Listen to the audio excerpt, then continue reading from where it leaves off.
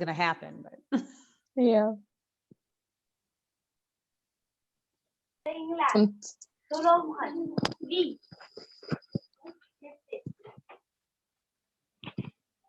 Okay.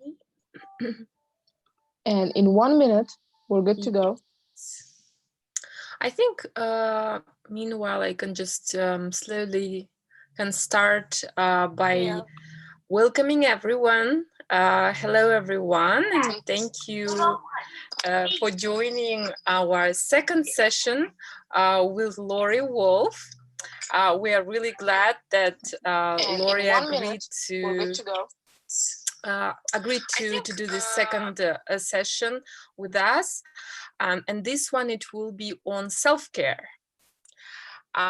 So let me quickly just ask everyone if guys, you could let me know in this chat, or there is also a reaction, whether anyone heard or know what Go Viral is. So you can just do the reaction there, or maybe in the chat, if you could just write that, yes, I know what Go Viral is, so that we Guys, will do something. Guys, do something.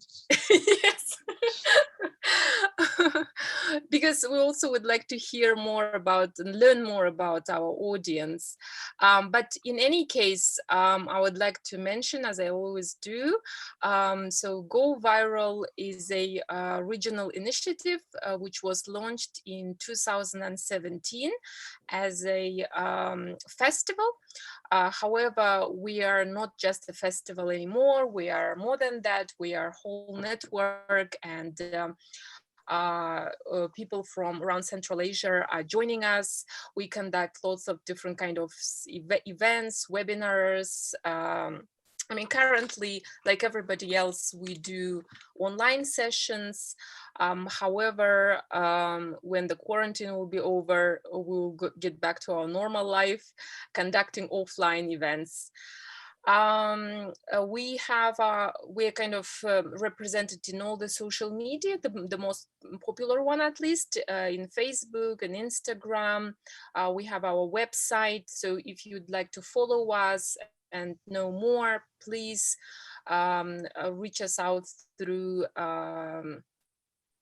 social media, because apart from this online session, we also do interesting challenges and other things.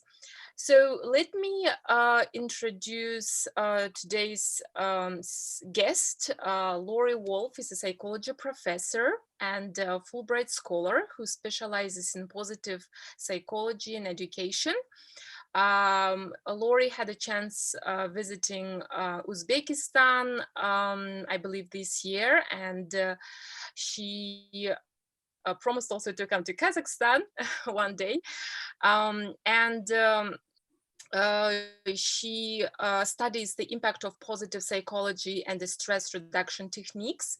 And if the first session was on adjusting to a new normal, today Laurie will be talking about self-care together with Shahina, because our country ambassador for Uzbekistan, Shahina, kindly agreed to do this session with us, which is great.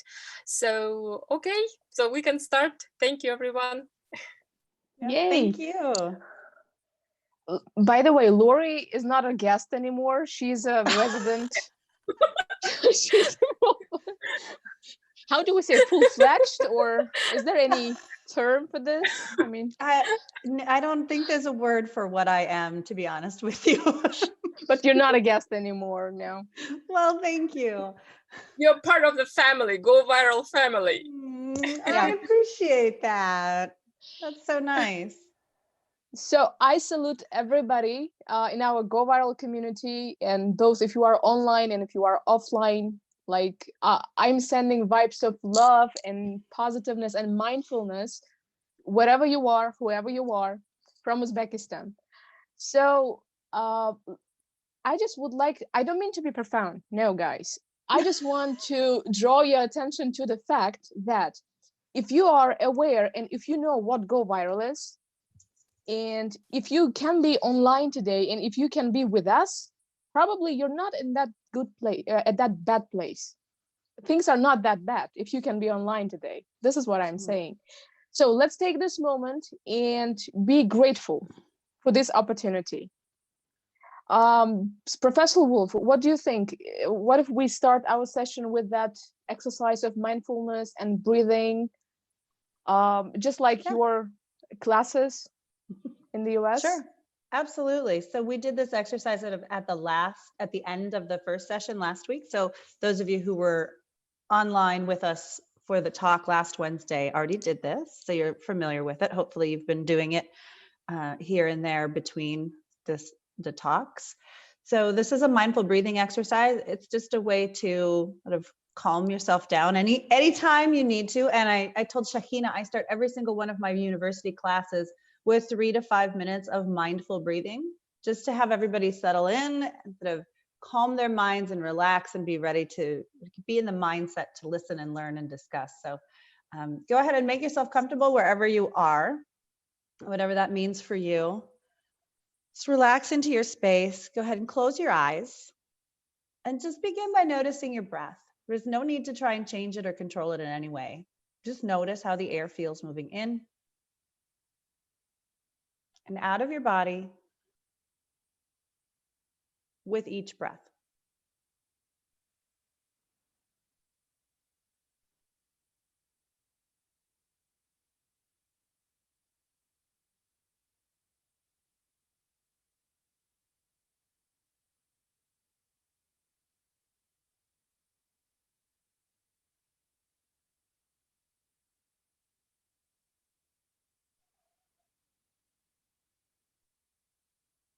And then ask yourself if you can begin to slow down the pace of your breathing. So still sitting quietly, eyes closed, noticing your breath,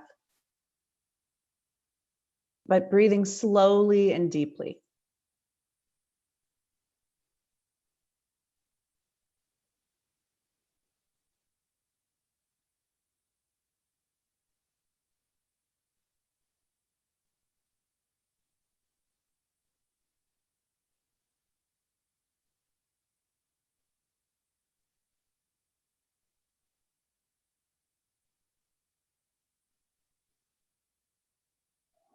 And still breathing slowly and deeply, take a moment just to notice how your body's feeling right now. There's no pressure to change anything about it.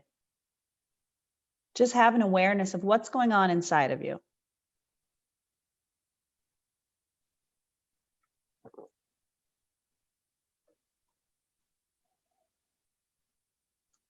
It's not good, it's not bad, it just is.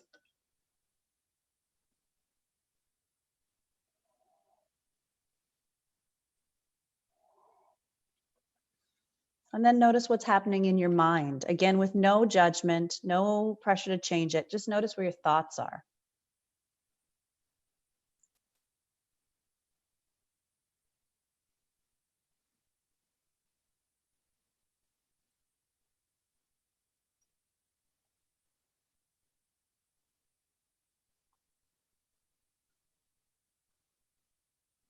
And then set all that off to the side just for a moment and focus only on your breath.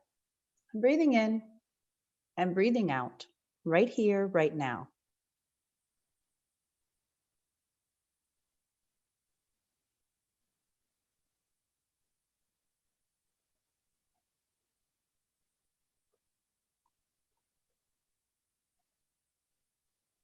And take one more deep breath in through your nose. Exhale through your mouth with a big sigh. And open your eyes again. And welcome back.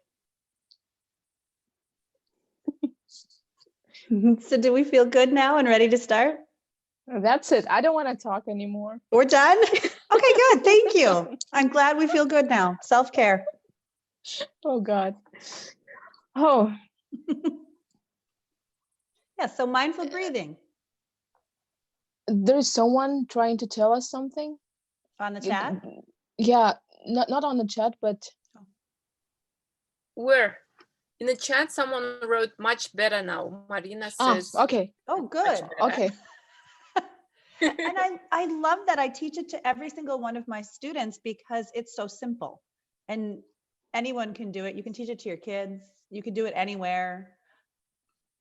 It's a really easy way to just slow everything down, and it doesn't have to take very long, right? I think that was about 3 minutes. You can do it for 30 seconds, or you can do it for 20 minutes if you need to. Yeah, I could fall asleep actually. Oh yeah, you could use it to fall asleep at night. Mm-hmm. So let's start off with our discussion. Yes. Um, I know you I have wanted to- plans. Yes, I have many plans, but one of them is that to tell you that there were many times in life when I felt lost, like everybody else. Mhm. And one of the best piece of advice I've ever gotten was that, Shahina, stop and prioritize. Yeah. It sounds easy, but also challenging, but it makes total sense. So speaking of prioritizing and self-care, I think everybody can understand and get what I'm implying here. Mhm. Now, all of a sudden, some of us have nothing else to do, or most of us have also too much stuff to do, sitting at home. So we need to think about what to start with, and let's start off with prioritizing. What do you Mhm. think, Professor Wolfe? Oh, definitely. And that's one of the first things I talk about in the stress management class I teach is time management and prioritization. And often we feel like there's never enough time to get everything done that we could be doing or that we feel like we should be doing. But there's always enough time for the most important thing. And you have to just figure out what is the most important thing for you. And that might change from day to day, or you might have sort of like an ongoing goal. Like, but I'm a parent. So the most important thing each day is that I get up and my family is taken care of and everybody's healthy. And we're getting through this. So Mm-hmm. each person has to sort of stop and think through, okay, what's important to me? What should I prioritize? Because I may not be able to do everything that's on my list or that I think should be on my list. We're back to that. How productive should I expect myself to be right now while I'm adjusting to this new way of being in the world? So part of that requires self-reflection, like figuring out for yourself, what are the most important things? What should you be doing right now? And one of the most important things for everybody, I hope, which is the topic of today's talk, is you should be taking care of yourself, right? That's one of the most important things for us right now as we're adjusting, is making sure that we're doing things each day to take care of ourselves, because that's how we're going to get through this. And many of us are also taking care of other people. Right? We have families that we are, what are you calling it there? We're calling it stay at home. Some states are calling it shelter in place. I lovingly call it lockdown. Self-isolation, I guess. Okay, so if you are isolating with family members like I am, there may be a lot of demands on you, like a lot of people asking for you to do things to take care of them. And you have to make sure that you're taking care of yourself first. It may seem selfish, like we're often told we shouldn't be, it's like selfish. We shouldn't be worrying about ourselves. We should be doing things for others. But you can't, right? You can't pour from an empty cup is one of my favorite quotes. You have to be able to fill your own cup first so you have something to give to other people. So here I think who taught me that my needs weren't important? Because the things you're telling me, they make sense, but then I just reflect and like, who taught me this? Why is it the idea of self-care and I should pay attention to my own needs first are so new. It's like the whole life we've been taught that you shouldn't be this egoistic and stuff, so you should think of a greater good. But who taught me? My mom? Sure. And everyone around you. How's this? And all of society. I think it's just a pervasive message in society. And I think that's true, not just in American culture, which I'm familiar with, but it resonates with you. So you've gotten that same message from Uzbek culture. And I'm guessing people in Kazakhstan and Kyrgyzstan, wherever you are. I think that's a pretty pervasive message that we shouldn't take time to care for ourselves. Like that's being selfish, and we should be just taking care of everybody else around us. And, don't worry about you because that looks bad, right? It looks like you don't care about other people. I'm not sure exactly where that all came from in terms of that cultural value, but it's especially true for women in my experience, because we tend to be the caregivers in most societies, right? We're the ones who are expected often to be taking care of the people around us. And so we very strongly get the message of, you need to be caring for others. And nobody tells us that we also need to be caring for ourselves. It's not like it's one or the other. I'm not saying take care of yourself and ignore everybody else. That's not what it is. So you have to take care of yourself so that you're able to take care of the other people. Right? They work together. And if you're constantly doing things for other people and never stopping to think about what do I need, you're going to feel overwhelmed. You're going to feel burnt out. You're eventually going to feel like it's like sucked the life out of you. Honestly, and people who have kids, you know what I'm talking about. If you have kids, you know what it feels like. They suck the life out of you. And you have to stop and do something to like re-energize yourself. So next time when I'm getting my nails done, I'm going to tell, I'm not doing this for me. I'm doing it for you. So there you go. I'm taking time for myself so that I can be more present and more giving for you next time we're together. There you go. Try it that way. Yeah. Last night, here I would like to share, like to share one thing I came across. Yeah. Share. Go ahead. No, you keep going and then I can add. Yeah. Oh, it was just silly. I was going to tell you I came across this course, on. Go ahead, Laurie. Yeah, I can still hear you. Okay, so I came across this course about femininity and how women gathered in one group on Telegram, and they sort of they have this consortium how to self acceptance and self-care. I thought of it, that might be interesting. Over 300 women gathered in one group, sharing some insights and ideas how to take care of yourself. Then I started just questioning out of curiosity, what kind of approach do they have within this course? This course lasts for 2.5 weeks, and it is centered around boosting femininity. I said, okay, I want to learn something about this. Then it went a little bit ugly when they started putting it in a way, using your femininity as a tool to attract somebody or as a tool to make somebody like you. So it means that you should take care of yourself and be attractive just to make someone, especially the opposite sex, to like you.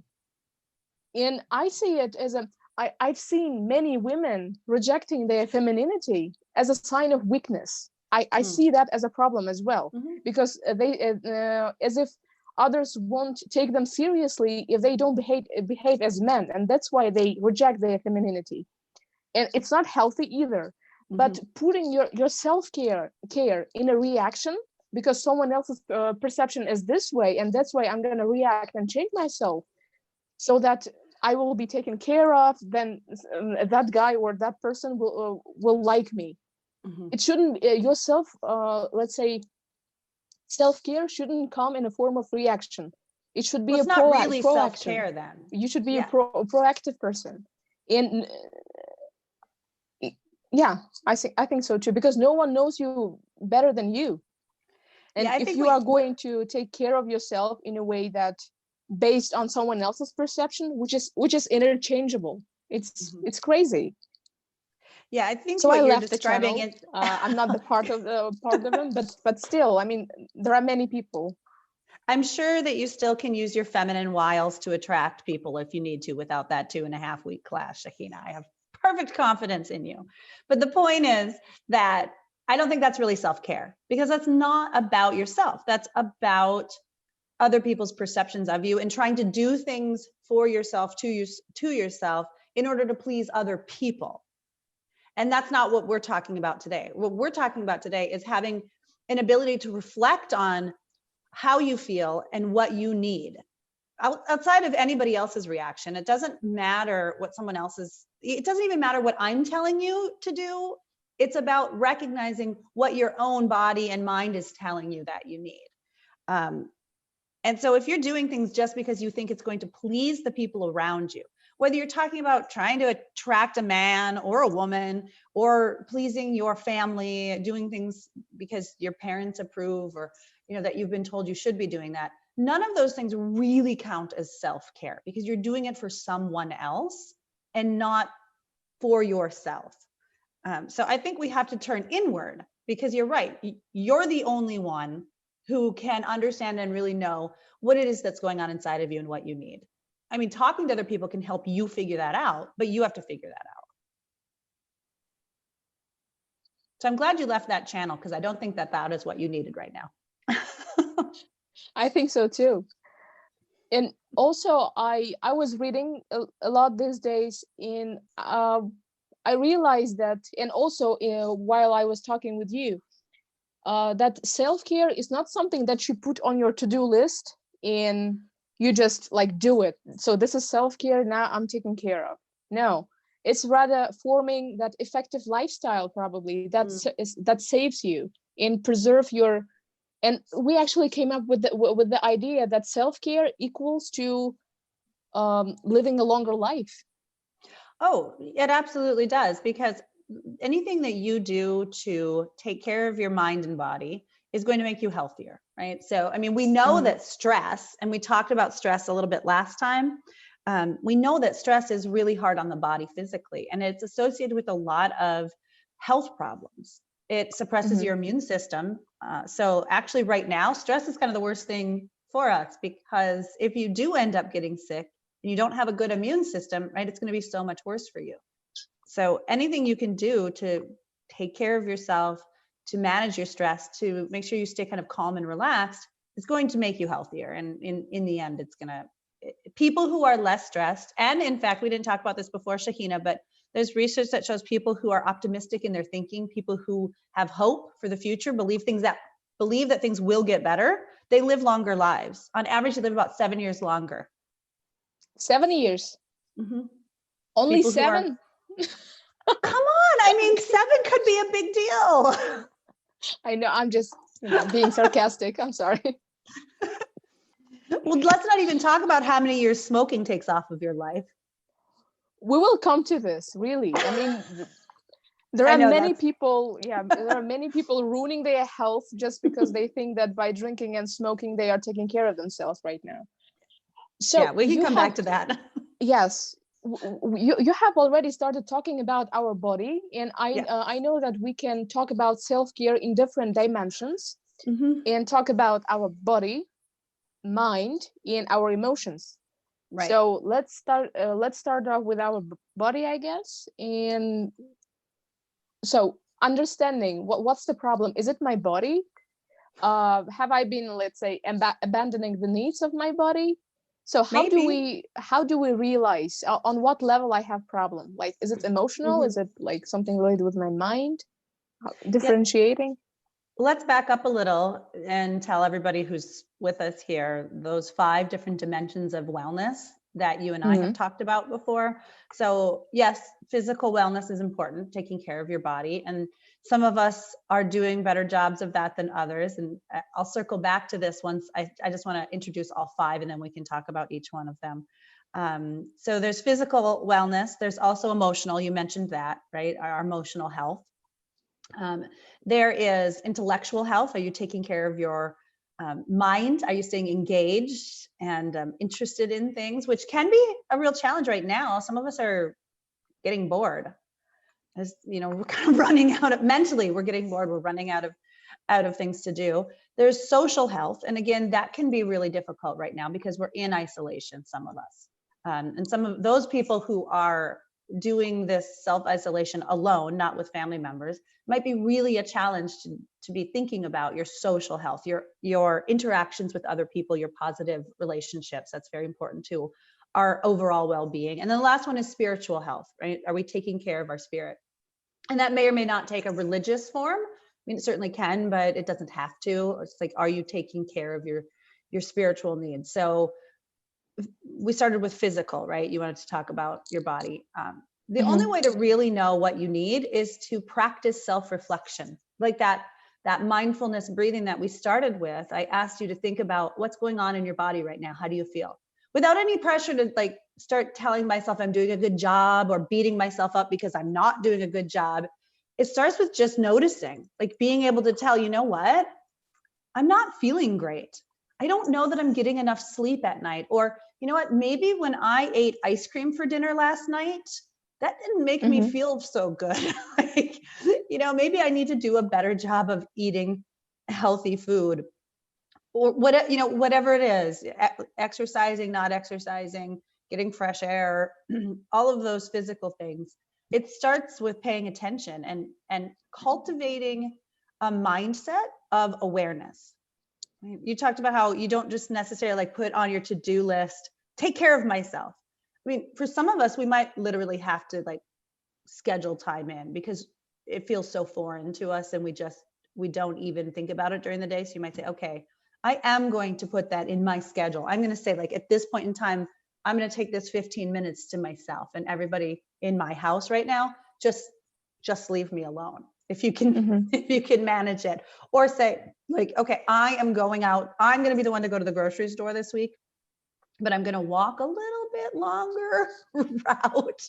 And I have to, just so I get an extra 5 minutes of outside time by myself. Whatever it is, people are very creative. But it has to start with you cultivating this practice of paying attention to what's going on inside. And your body will give you cues. Your body's really good at telling you what it needs. We're not good at listening though. Right? We've learned to, at least many of us have learned to kind of ignore that. So I don't know how many people have seen this funny meme. I know Shahina and I like to share memes, but I don't know if I sent you this one. If you're familiar with Avengers Endgame movie, there's Thor, the character, right? He's this Norse god, and normally he's like really attractive, right? I mean, like his physical appearances, and he's very fit and like he's nice to look at. But in the last movie, he's depressed because his world's been destroyed, and like, you know, it's Endgame, right? Like the world is literally ending for him.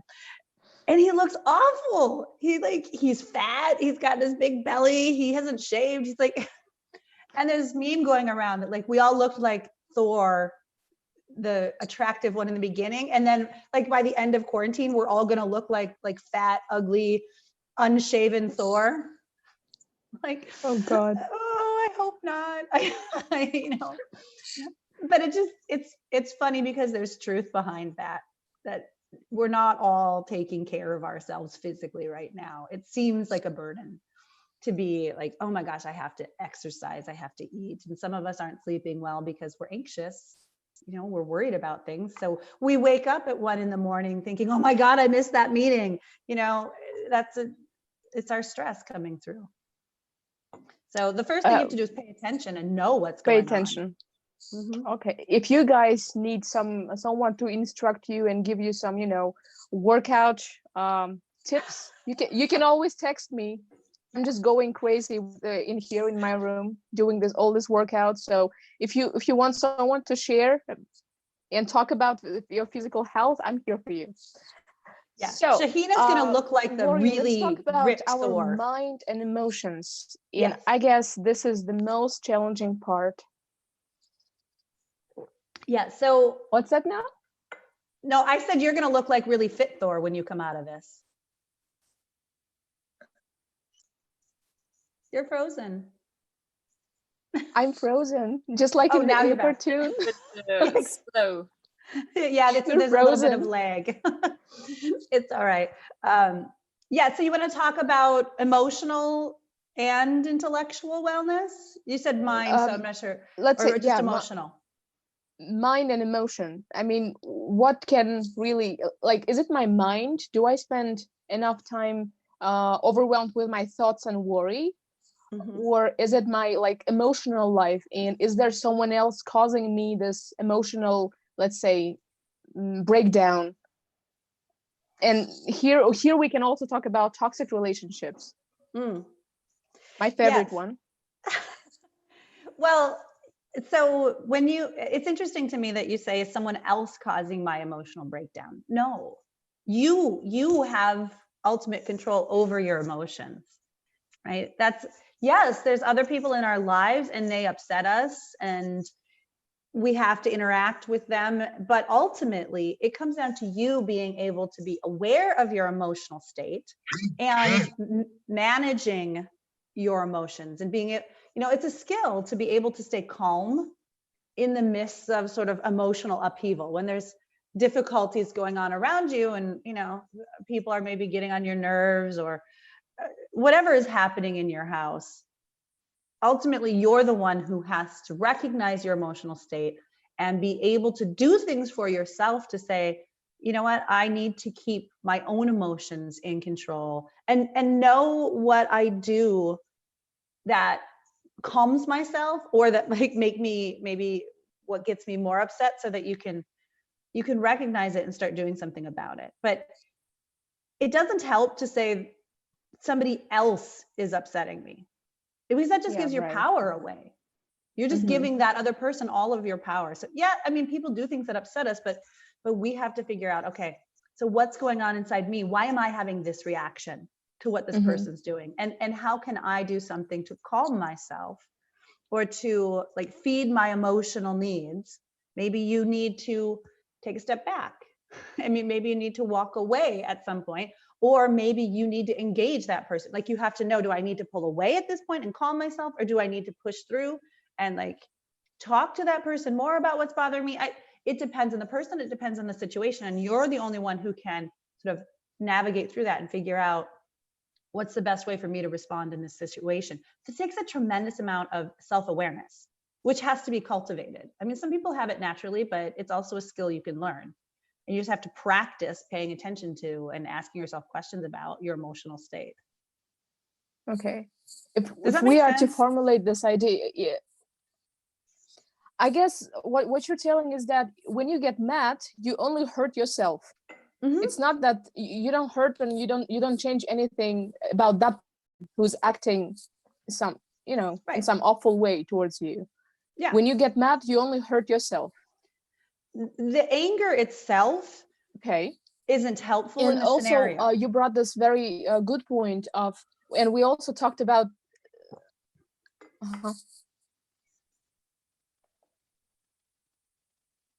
Go ahead. Oh yeah, I just wanted to about knowing oneself.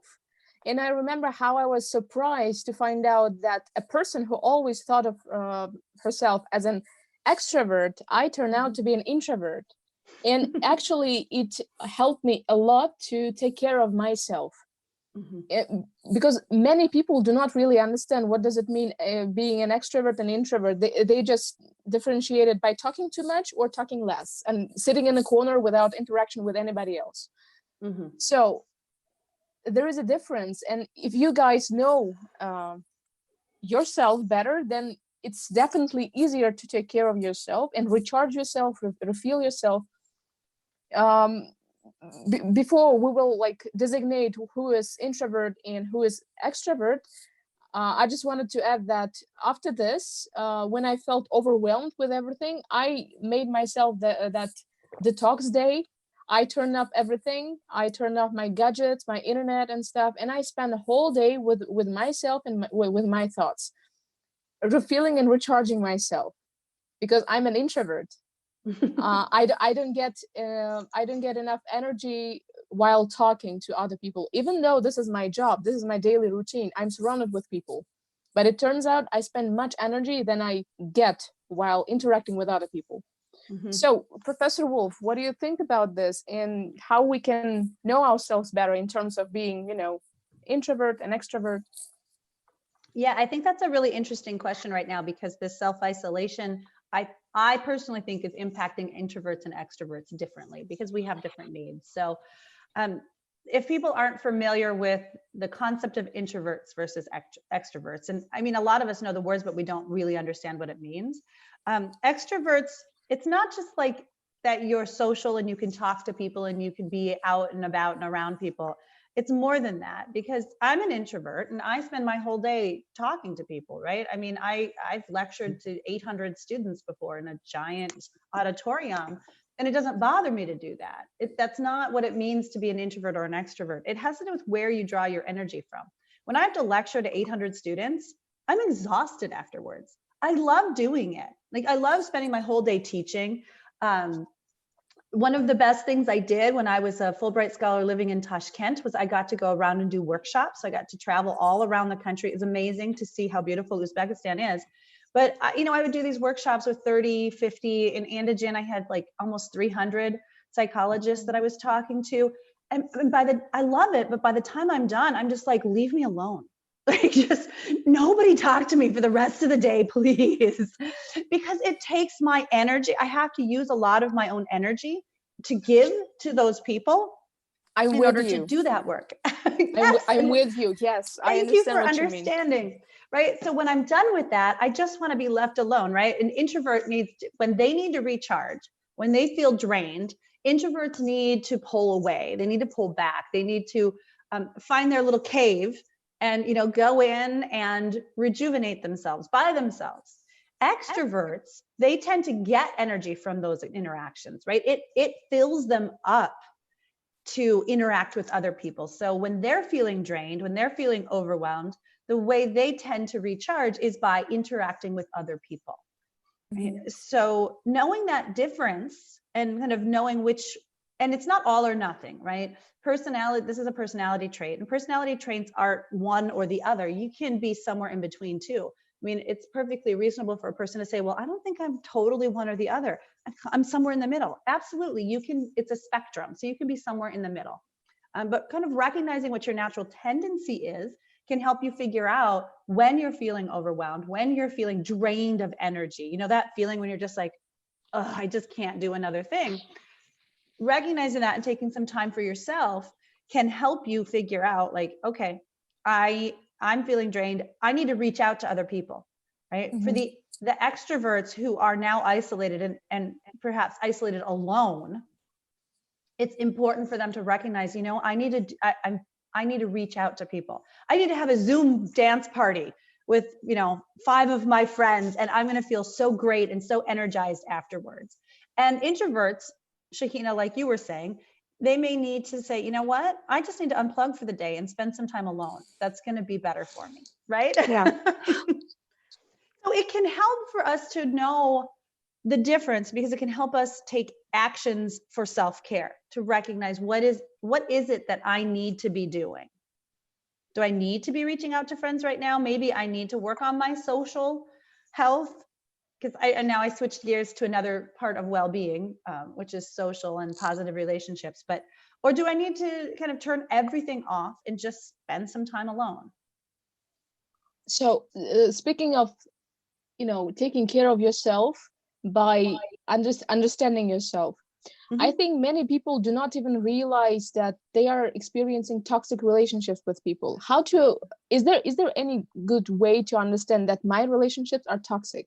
And I don't mean necessarily, romantic relationships, any kind of relationships.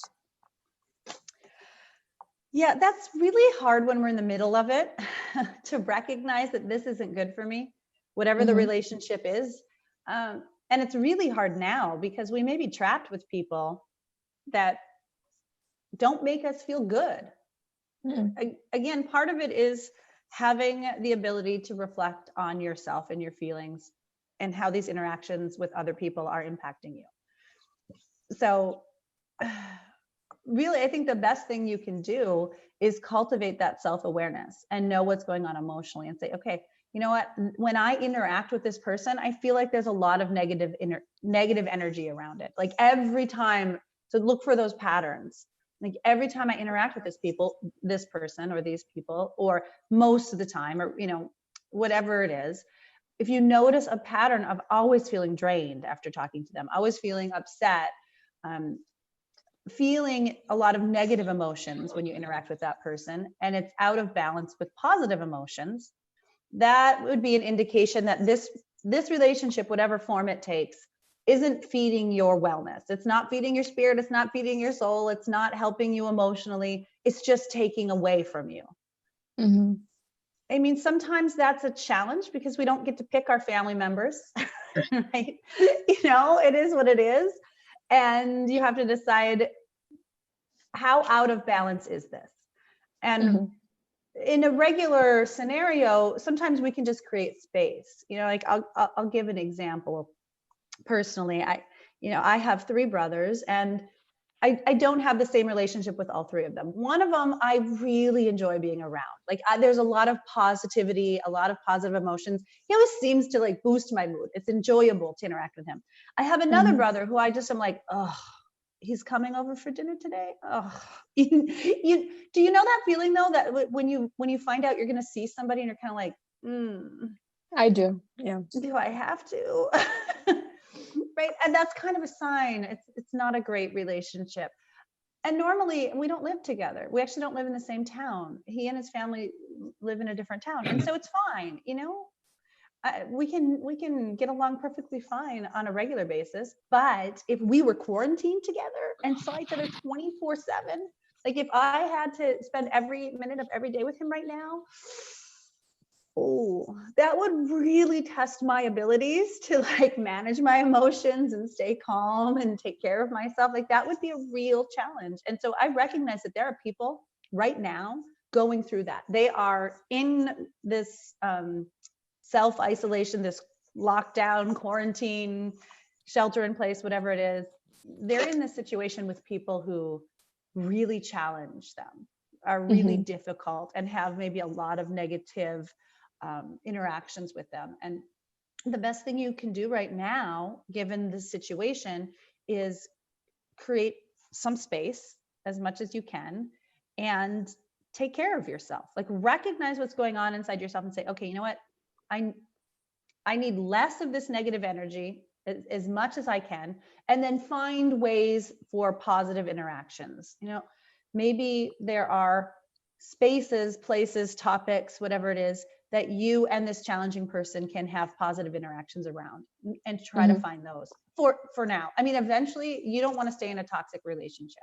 If somebody's constantly taking your energy away and it's all negative, and you just feel like there's not much positive here anymore, that's not good long-term for your well-being. But right now we have to find ways to cope and ways to get through all of this together. And like I said last week, like this is not a good time to be making major life choices, because we're stressed and we're adjusting, and we need to sort of put major life choices on hold and focus on just getting through this right now. And you just reminded me about our test we shared with us. Yeah, perceived stress scale. Yeah, I saw someone in the chats mentioned, they asked if anybody took the perceived stress scale. Yes, I asked a question, and there is a girl that replied, SMA. She said 13 points, and her husband got 22. Oh, so maybe she can share with her husband some of the like self-care topics that we're going to talk about, or just even the mindful breathing exercise. Maybe he can, reduce his stress a little bit by doing just that breathing exercise. Because clearly, if he's 22, he's experiencing more stress than she is. And 13 is pretty good, especially given the situation that we're in right now. So good job managing your stress. There is also one question that was sent privately. A girl, Dana, she asks how to balance all life spheres. Yeah, so this is a little bit what Shahida was talking about. Like, how do we manage our anxiety? Like all of these fears.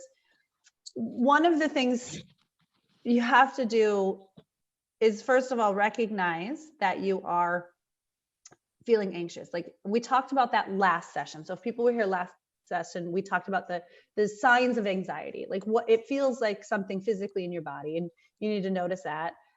There's psychological signs, cognitive signs of stress. So like first noticing, like, oh my gosh, I feel like my anxiety is getting out of control. I can't turn my brain off. I can't fall asleep at night.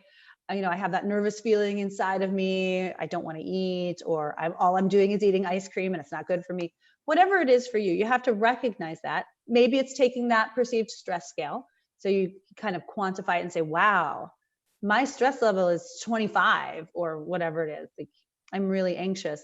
So recognize it, know that you need to do something about it. And then really, there's a couple of things that you can do. The mindful breathing is a really simple way to slow everything down. So when your thoughts start spiraling out of control, you feel like you're just going from one fear to another fear to another fear, just stop and breathe.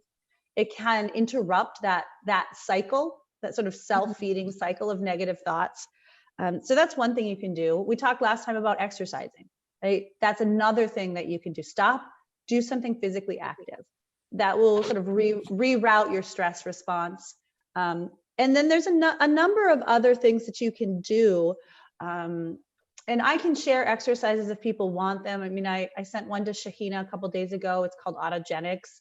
It's just a relaxation exercise. It's a way to intervene when your mind starts getting out of control. Yeah, you would like me to share some of those? Absolutely.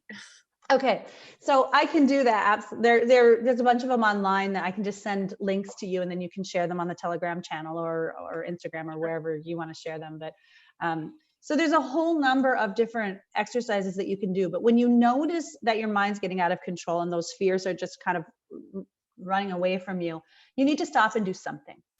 It doesn't matter what it is, because different people respond to different things. So like Shahina might like the autogenics exercise, and someone else will try it and go like, that didn't really work for me. But they like a body scan or progressive muscle relaxation or guided meditation. When I teach stress management, we talk about managing anxiety in that class. I tell them it's like a buffet. You guys know what a buffet restaurant is? You go in and there's all these things in front of you, and you say, I want that and I want that. So it's dangerous, I gotta say. Well, yeah, we tend to overeat at a buffet.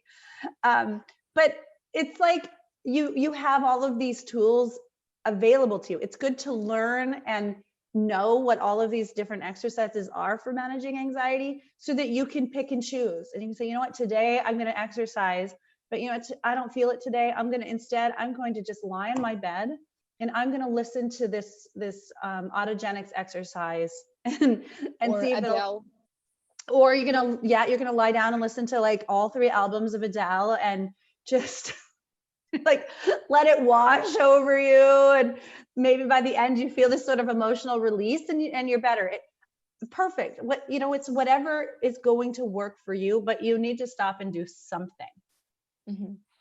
Right? And I can send a bunch of links for different exercises if people want. Someone's been there and done that. Yeah, I saw that. Yeah, and somebody else mentions about physical workouts. Yeah, doing Tabata, that's great. I know, Shakina, you sometimes do Zumba. I do circuit training and yoga. It's anything really. It could just be going for a walk. Something as simple as we're so talented. Now all of a sudden I realize we're so talented. You see? I mean, oh God. Yeah, I told you we should open up a wellness center, and like you can teach Zumba and dance-based fitness classes, and I'll teach yoga, and we'll get somebody else to come in. I don't know. I have taken this test, perceived stress scale, and I thought of myself that I'm gonna have very, very high level scale, because there are many times during the day when I feel dropping everything and start smoking, even though I don't smoke. You hate smoking. I know, but no, it turns out I'm handling it really well, and I have a moderate scale of stress. So lucky me. Yeah. Well, and it's more than lucky you, right? I mean, you are doing things to manage your stress. If you weren't working out every day, I think your stress score would be a lot higher.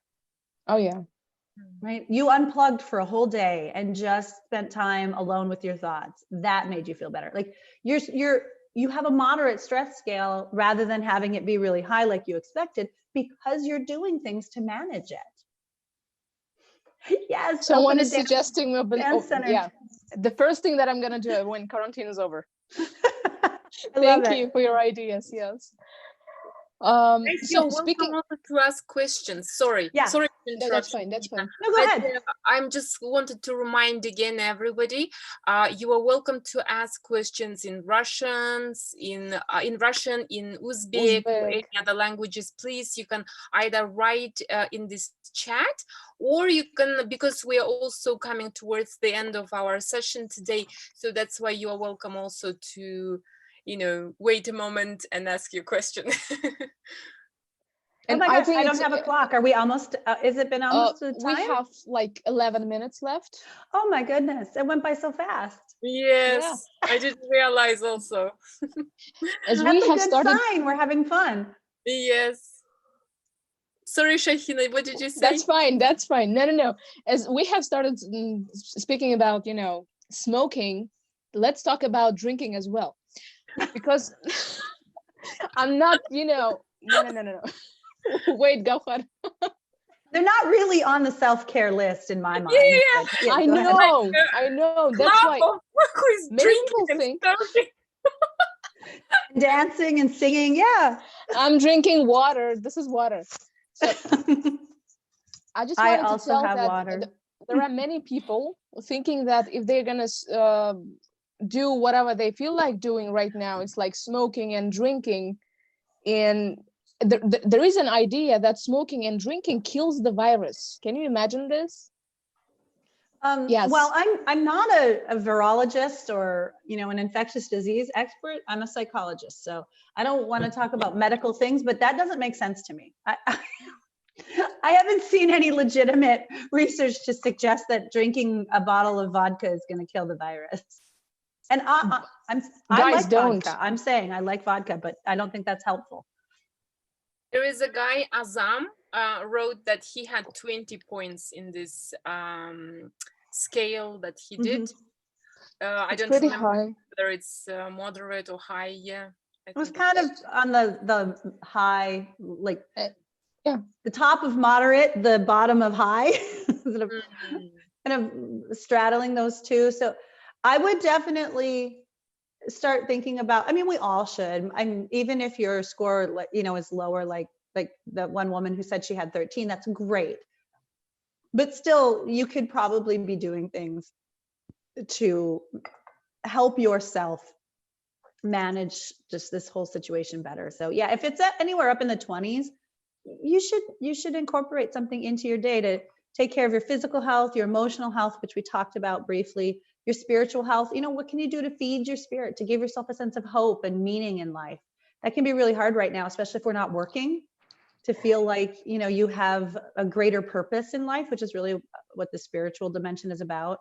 What are you doing to feed your social well-being? Are you reaching out to people? Are you connecting?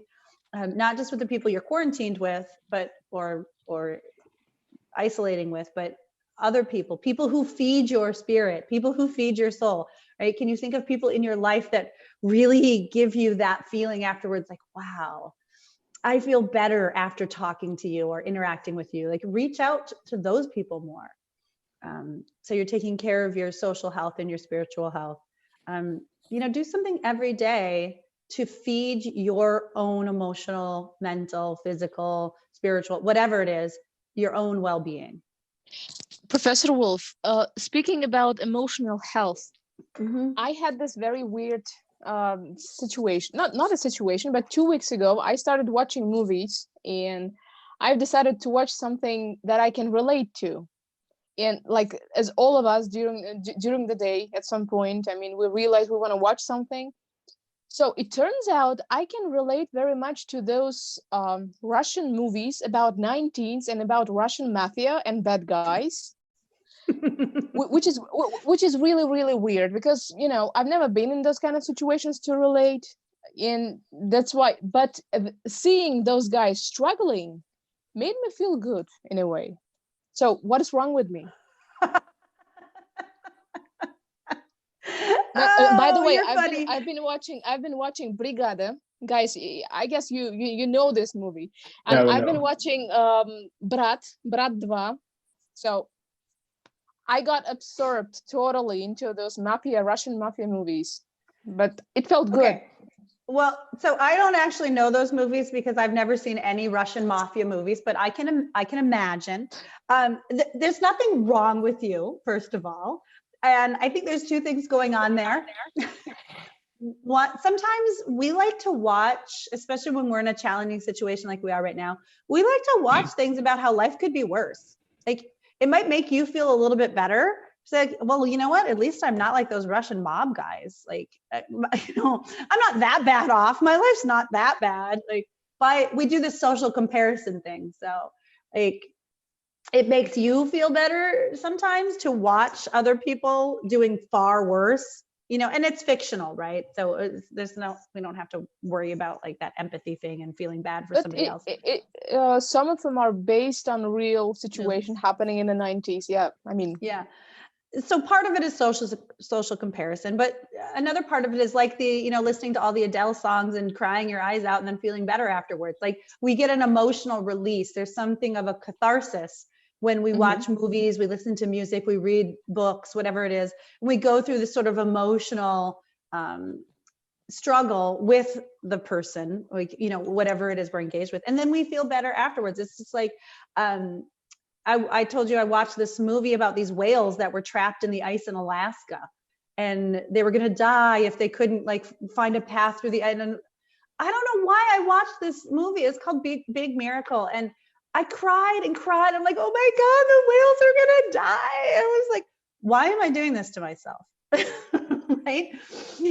But afterwards, when it was all over, I'm like, oh, like I feel good. Like you get an emotional release, and it didn't require you to work through any of your own feelings. It wasn't about like self-reflection or dealing with things in your own. It's just it's a free path that like, oh, I can just go through somebody else's emotional issue by watching a movie or listening to music, and then I can feel better afterwards. I can have that emotional release afterwards.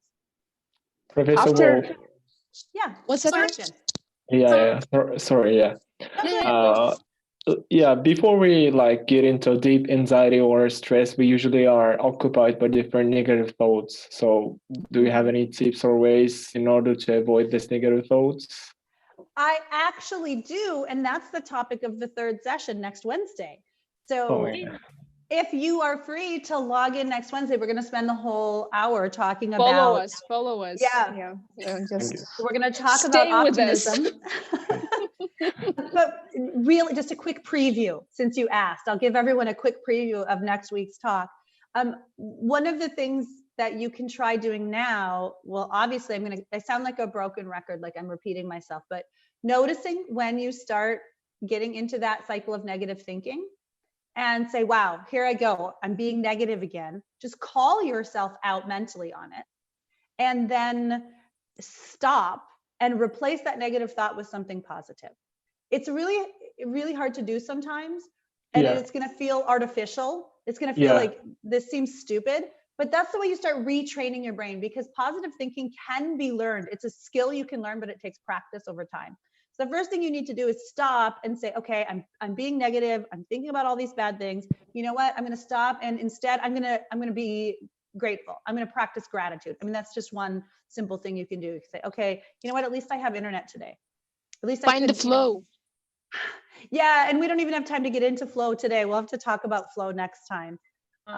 Let's save that for the next time. But yeah, so notice, stop, and reframe. So think of something positive, and an easy way into that is to focus on gratitude instead.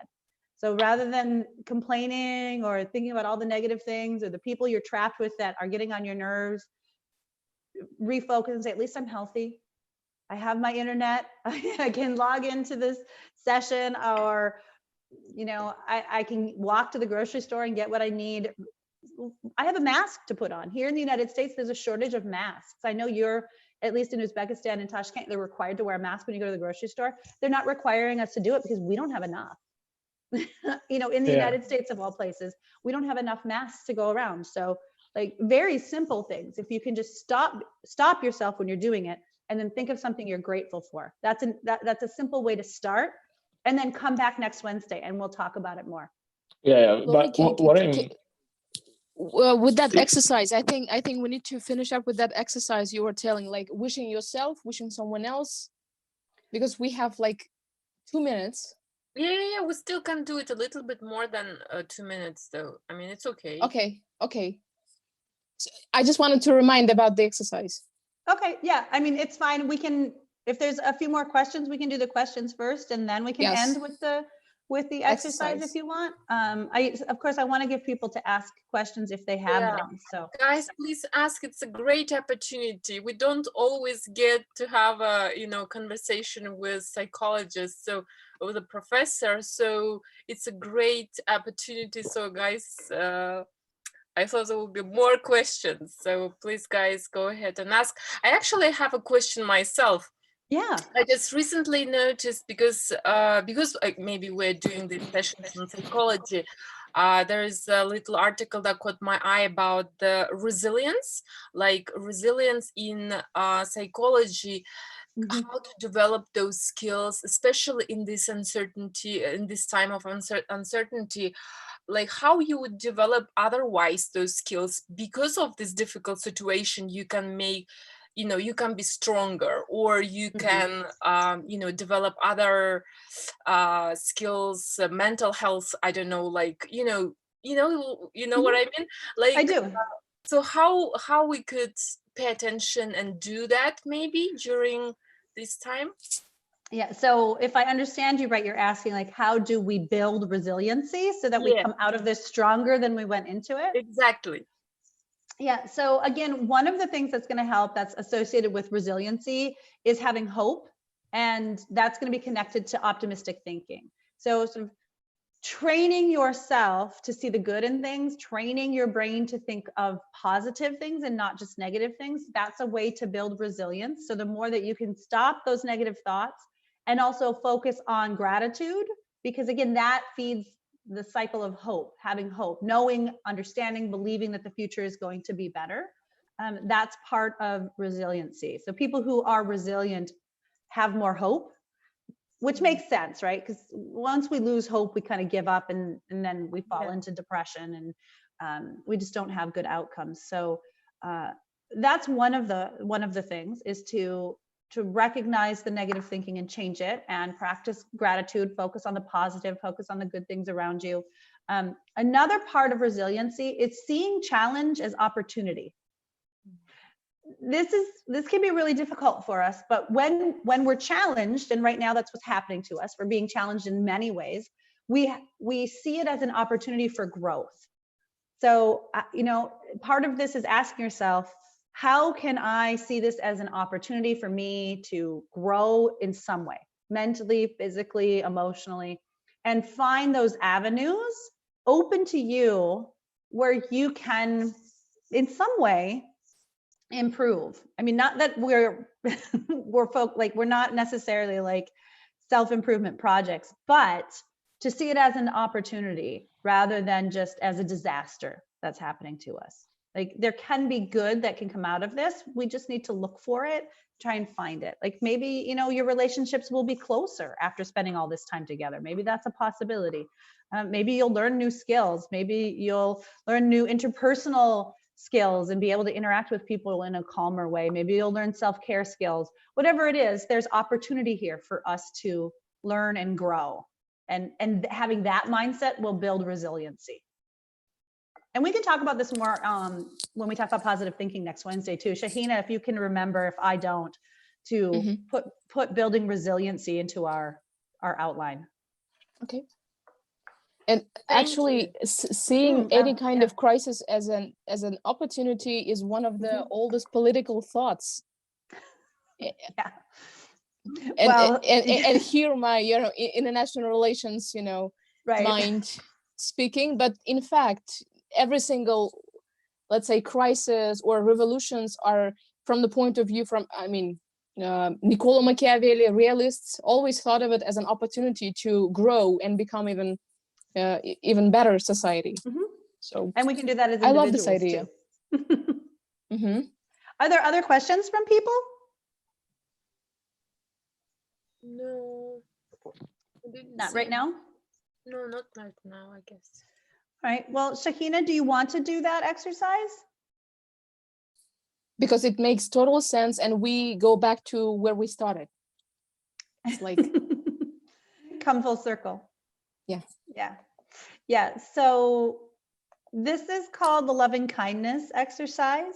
And it's really a great step in addition to that breathing exercise that we started with, for recognizing that you need to take care of yourself, and just a first step in doing that. And the loving kindness exercise has actually quite a few phases, and we're just going to do step one, I think, right, Shahina? We're just going to do the first level of it, partly because of time. You, We you don't could have a just lot of time left. to tell us about, oh, okay. Oh, you want me to give the overview? Okay. So the loving kindness meditation or exercise starts out with first sort of kindling this sense of love and caring, this sort of warm feeling inside of you.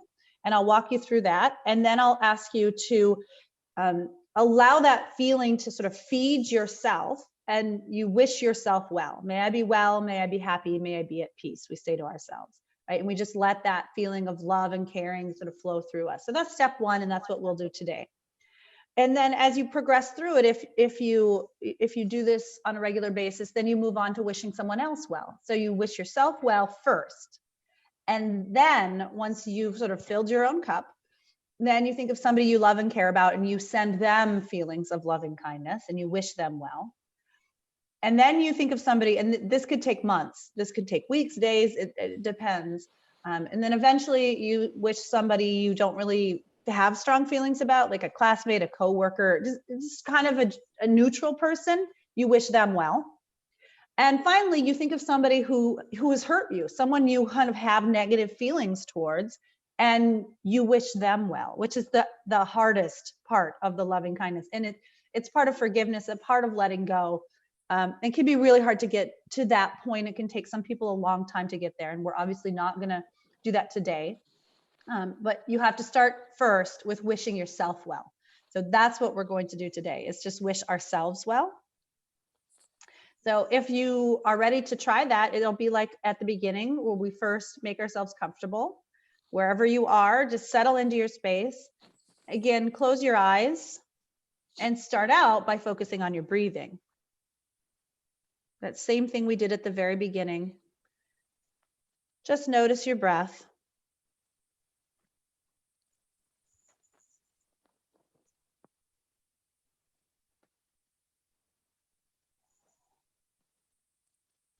And take a moment to slow down your breathing. Slow, deep breaths. And then bring your awareness to the area around your heart. And bring to mind someone or something that you feel love and caring towards. It can be a person, can be a pet, can be an object, whatever allows you to fill your heart with love.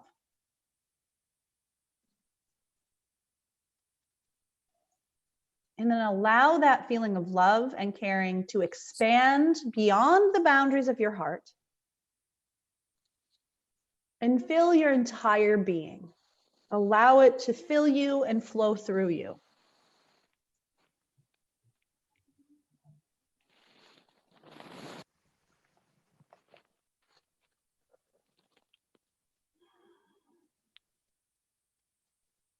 And then silently say to yourself, may I be well.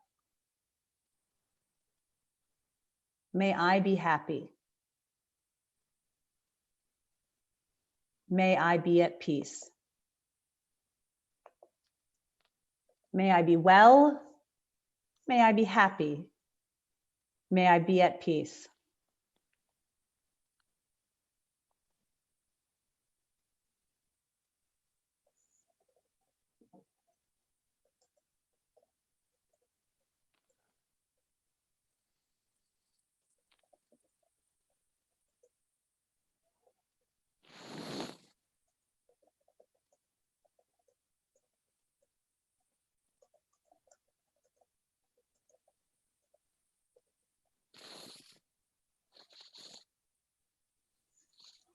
May I be well. May I be happy. May I be at peace.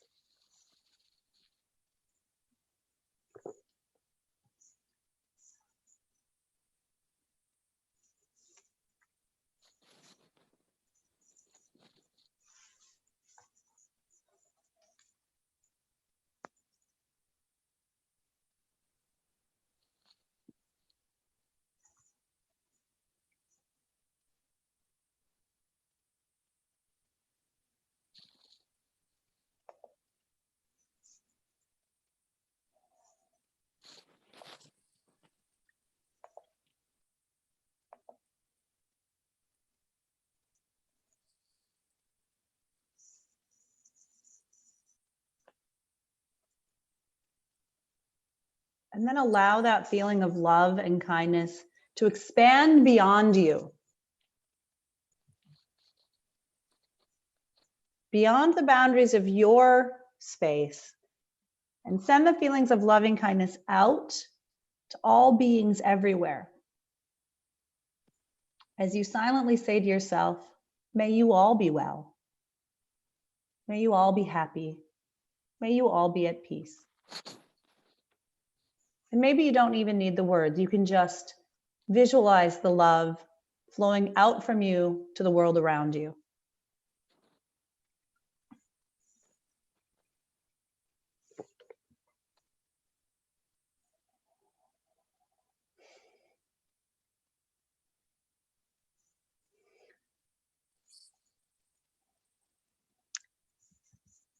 And then go ahead and bring your attention back again to your breathing.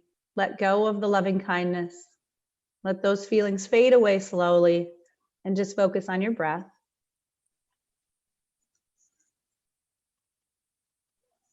And then slowly open your eyes. And we'll come back together. There you go. When you said to let go feelings of love and kindness, I was like, yeah, I could do that easily. Shahina. You weren't feeling it? It just wasn't there in the Sorry. moment?